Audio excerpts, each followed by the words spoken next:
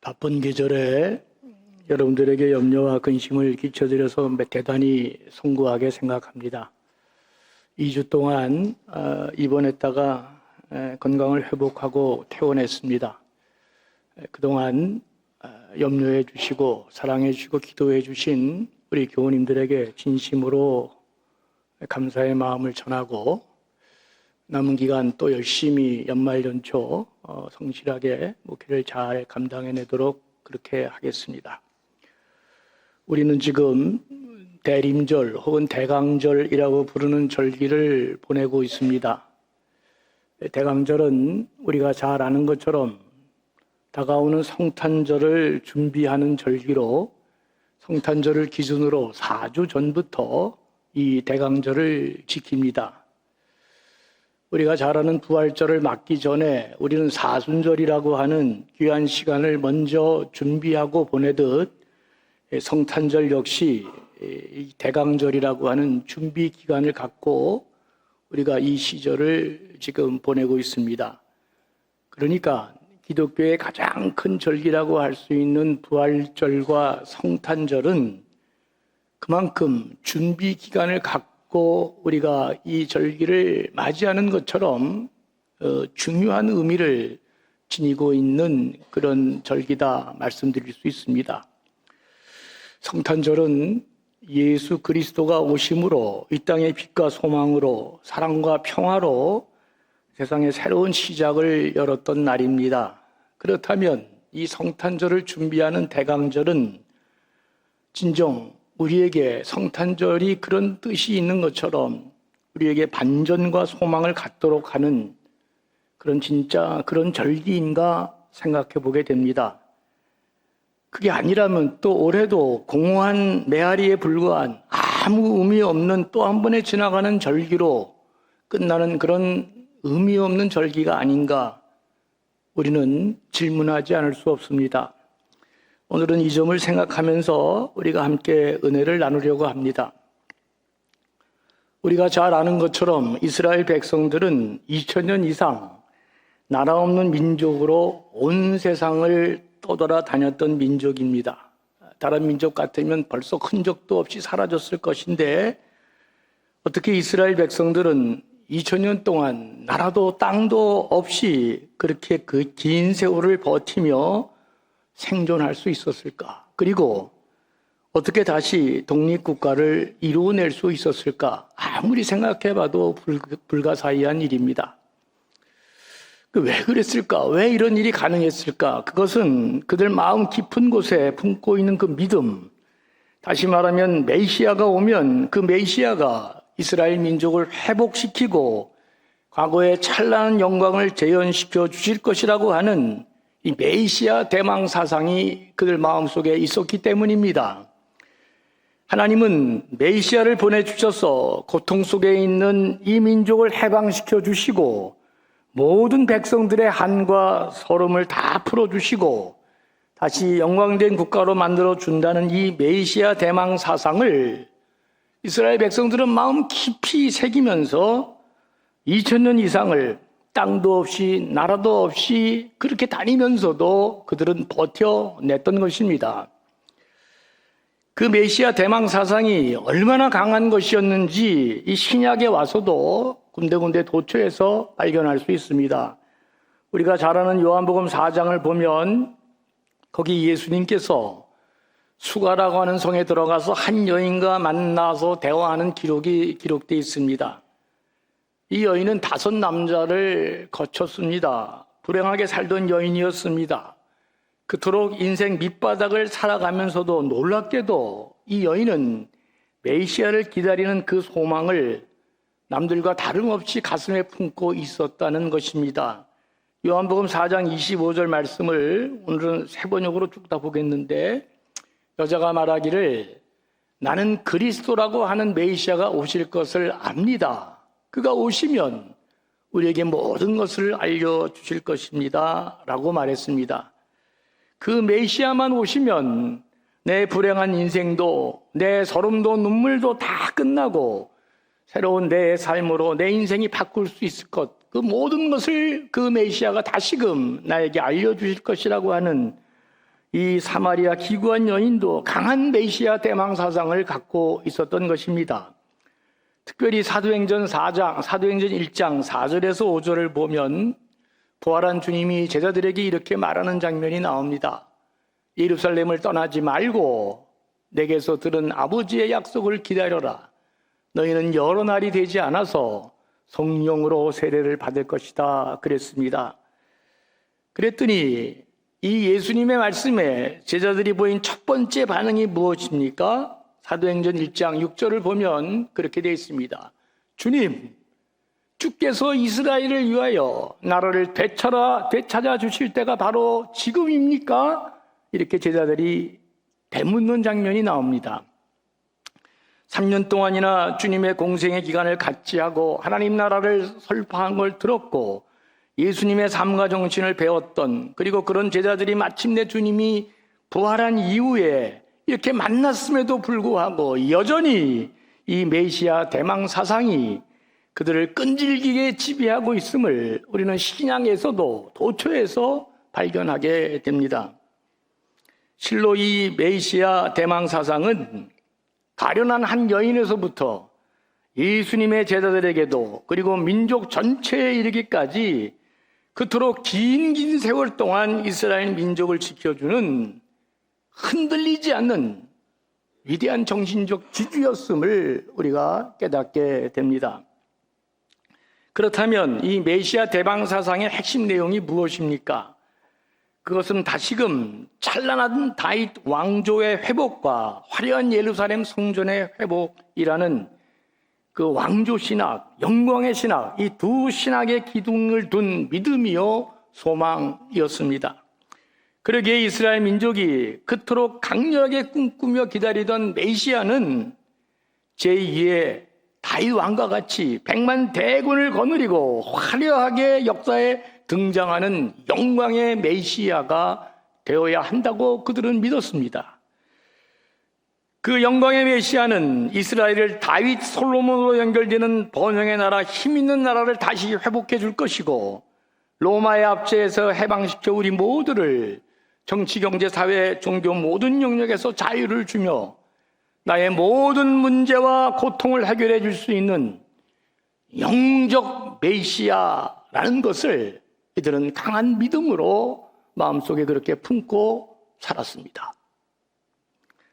그런데 성경에는 모든 사람이 꿈꾸는 이런 메시아가 아닌 전혀 다른 메시아를 예언하는 또 하나의 중요한 흐름이, 또 하나의 이 사상적 흐름이 있음을 우리는 성경을 통해서 발견하게 됩니다. 그것이 바로 오늘 우리가 읽은 이사야 53장에 나오는 고난받는 종으로 이 땅에 오시는 메시아 사상입니다. 여기에는 화려한 다윗 왕조의 재건이나 화려한 예루살렘 재건을 중심으로 이루어지는 그 놀라운 영광의 신학이 없습니다. 고난의 종으로 와서 고난의 삶을 몸소 겪으며 고난 중에 있는 백성들을 돌보는 말 그대로 고난받는 메시아 사상으로 바로 그 위대한 십자가 사상의 메시아 사상이 이 안에 담겨 있음을 우리가 발견하게 됩니다. 이 예언은 매우 특이한 예언으로 이스라엘 백성들이 원하는 메시아 대망 사상, 그런 메시아 사상이 전혀 아니었습니다. 장차 전 인류의 구속주로 오실 메시아는 이 본문에 나타난 것처럼 인간의 눈에 보기에도 연약하고 볼품이 없을 뿐만 아니라 도수장으로 끌려가는 어린 양처럼 죽음을 당할 것임을 예언하는 그런 신학이었습니다. 고난받는 하나님의 종은 그렇다면 그 놀라운 구원을 어떻게 성취하실 것인가? 폭력과 정복에 의한 힘에 의한 논리가 아니라 뜻밖에도 극심한 고난과 대속적인 죽음 가운데서 그 하나님의 놀라운 구원을 이루어낸다고 하는 것입니다. 이사야에는 이스라엘의 해방을 가르치는 두 위대한 인물이 있습니다. 하나는 고레스고 하나는 고난받는 종이라고 하는 모습으로 나타납니다. 고레스는 이런 위대한 구원의 사상을 감당할 만한 그릇이 되지 못합니다. 그래서 이사야서는 마침내 고난의 종으로 이스라엘 백성을 해방하는 위대한 신앙으로 그 한 축이 흐르고 있음을 보게 됩니다.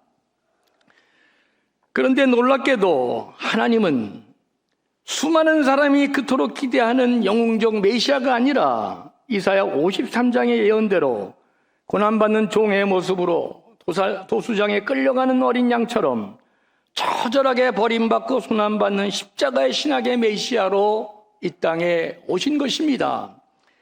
고난받는 종의 모습으로 이 땅에 오셔서 도저히 인간이 상상할 수 없는 대속적 죽음의 방법으로 십자가의 죽으심으로 치유 불가능한 우리 인간의 모든 죄의 문제를 해결하시고 하나님과 다시금 평화를 누리게 하는 참된 메시아적 사명을 이루어내신 것입니다. 찰나른 나라를 회복하고 영광을 주는 그런 메시아가 아니라 상상할 수 없는 우리의 죄의 문제를 다 해결해 주시고 하나님과 단절되어 있는 우리의 모든 그 단절을 해결해 주시면서 이 고난받는 종의 이 메시아는 참된 메시아의 사명이 무엇인지를 우리에게 깨닫게 해 주셨습니다. 우리는 여기서 예수님의 오심을 기다리는 대강절이 왜 우리의 마음을 새롭게 하고 새로운 소망을 갖게 하는 그런 귀한 날인지 그 가능성을 여기서 찾게 됩니다. 왜냐하면 고난의 종으로 하늘을 버리고 이 땅에 오신 예수님의 모든 이 땅에서의 땅 밟기가 언제나 소망 없는 자의 생명을 살려내고 희망을 전하는 발걸음이었기 때문에 그렇습니다. 영광의 사람은, 권력 있는 사람은, 위대한 사람은 우리를 찾아오지도 않고 우리를 살려내지도 못합니다. 예수님을 만나는 사람은 죽은 영혼이 살아나는 감동의 역사가 일어났습니다. 예수님을 만나는 사람은 인자가 온 것은 의인을 부르러 온 것이 아니고 죄인을 부르러 왔고 잃어버린 자를 찾기 위하여 생명의 음성을 그렇게 전하는 예수의 음성을 듣고 사람들이 살아나기 시작한 것입니다. 그리고 이 음성은 21세기 오늘 성령의 역사 가운데 오늘 나를 향한 이야기로 전개되고 있기 때문에 이 대강절은 공허한 지나가는 하나의 또 하나의 절기가 아니라 우리의 마음을 다시금 옷깃을 여미고 주님을 향하도록 만드는 귀한 절기가 되는 것입니다. 예수님은 나처럼 무거운 짐에 시달리며 힘들고 어렵고 탄식하는 눈물 흘리는 자들에게 그리고 율법으로 찢기고 정죄당한 자들에게 찾아와 이렇게 말합니다. 너도 아브라함의 자손이니라. 너도 하나님의 자녀이고 너도 존귀한 자녀이다. 새롭게 열리는 이 하나님 나라에 너희도 다 이론으로 참석해서 너희들이 하나님 나라 백성이 될 것이다. 주님은 그렇게 죽어가는 모든 사람들을 살려내셨습니다. 이 땅에 오셔서 주님이 걸어가신 그 모든 땅 밟기는 어렵고 힘들고 죽어가고 쓰러져가는 사람들을 찾아가서 그들을 살려내는 것이었습니다. 그래서 대강절은 이 땅에 오신 예수님의 땅 밟기를 통해 바로 나도 주님을 만나야 한다. 그 나도 희망의 존재임을 깨닫는 시간이 되어야 하는 것입니다.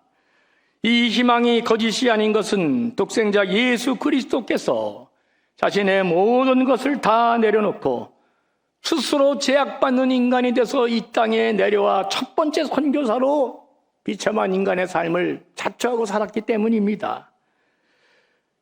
예수님은 인자가 온 것은 섬김을 받으려 함이 아니요 도리어 섬기려 하고 자기 목숨을 많은 사람에게 대속물로 주기 위함이라고 하면서 스스로 작아지면서 우리를 만나 주셨습니다. 겸손한 마음으로 자기 비움으로 언제나 만나는 사람마다 희망을 주고 용기를 주었습니다.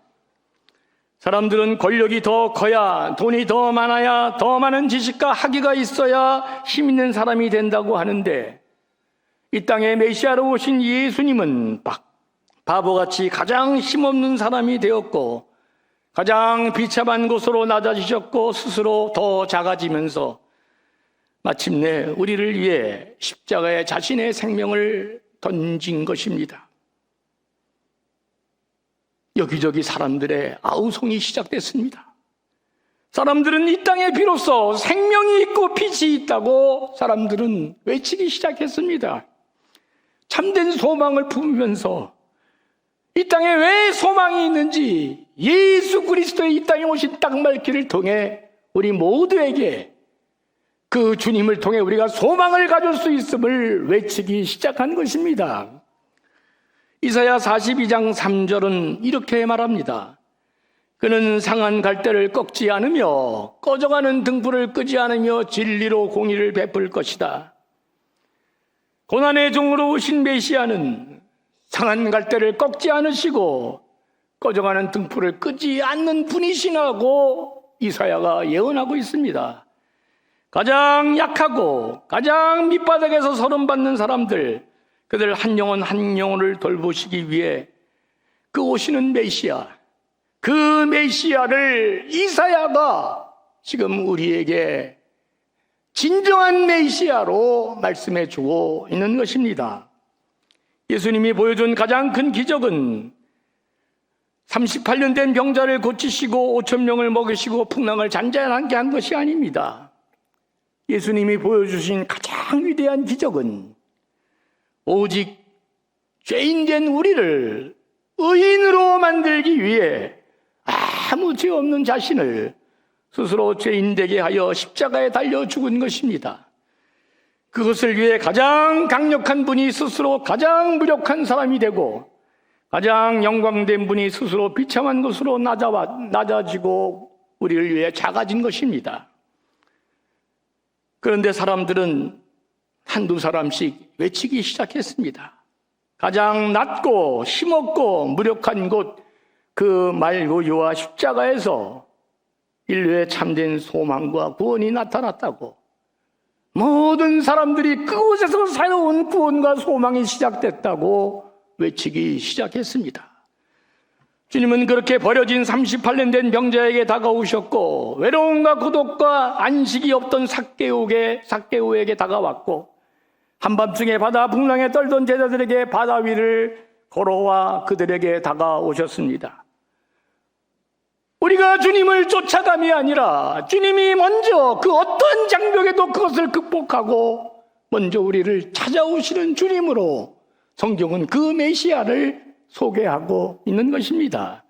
어떤 난관이 있다 할지라도 그것을 극복하고 언제나 먼저 우리에게 찾아오셨던 그 주님을 잊지 말고 그 주님을 기억하고 바라봐야 되는 시간이 바로 대강절이다. 성경은 그렇게 우리에게 말씀하고 있는 것입니다.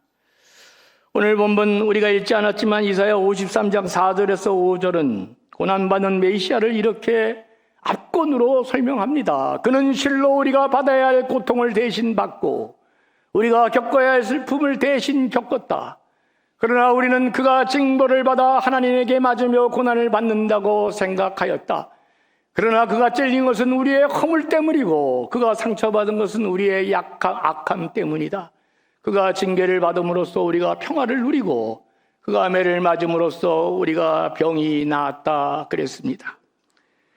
예수님은 위대한 영웅으로 왔기에 메시아가 아니라 우리의 슬픔을 대신 져주기 때문에 메시아라고 이사야는 그렇게 예언하고 있는 것입니다. 세계를 다스리는 왕으로 왔기 때문에 메시아가 아니라 고난받는 백성들을 감싸주는 그 사랑의 손길로 이 땅에 오셨기 때문에 메시아라고 얘기하고 있는 것입니다. 100만 대군을 거느리고 호령하고 왔기 때문에 메시아가 아니라 상한 갈대 하나, 병든 심령 탄식하는 영혼 하나를 위해 찔리고 상하고 징계받고 채찍에 맞음으로 십자가에 죽을 수 있었던 사람이기 때문에 우리는 그가 진정한 메시아라고 얘기하고 있는 것입니다. 그래서 성탄을 알리는 이 대강절은 고통 가운데 있는 우리에게 다시금 우리를 위해 오시는 주님을 바라보면서 참된 위로와 소망을 갖는 시간이 꼭 되어야 할 것입니다. 저는 태어나서 처음으로 박태성 씨는 65살의 노인입니다. 이제 길거리 지나가시면 폐렴 예방주사, 독감 예방주사 보시면 맞아야 될 나이입니다. 이 이야기를 제가 처음으로 태어나서 들었습니다.